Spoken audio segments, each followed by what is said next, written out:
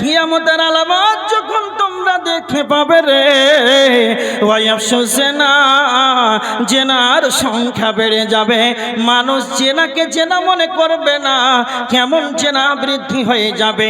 যেমন একটা ষাঁড়, যেমন গাভীর সঙ্গে মিলামিশা করে, ওর পাশ দিয়ে যদি আমি আব্দুল কাইয়ুম যদি যাই, আপনাদের মাদ্রাসার হেড মাওলানা যদি যায়, আপনাদের মাদ্রাসার জলসার সভাপতি যদি যায়, আপনাদের গ্রামের যদি এমএলএ এমপি যায়, প্রধান যায়, মেম্বার যায়, ষাঁড় যদি গাভীর সঙ্গে মিলামিশা করে, তাহলে তাকে লাজ লজ্জা লাগবে না?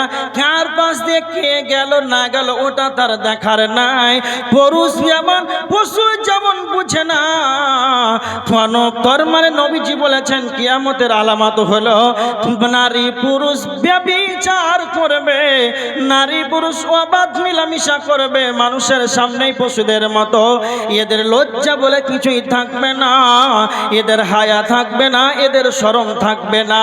এরা রাস্তাতে চলবে, ট্রেনে যাবে, সফরে যাবে, যেখানে যাবে, এরা সম্মানজনক পরিস্থিতি নয়, এরা অবাধ মিলামিশায় প্রেম প্রীতিতেই ব্যস্ত থাকবে। এটাই নবীজি বলেছেন। নাম্বার 4, নবীজি বলেছেন ফাতুশরিবাল খুমর, মদ্যপান বেড়ে যাবে, মদ বেশি বেশি করে মদ খাবে।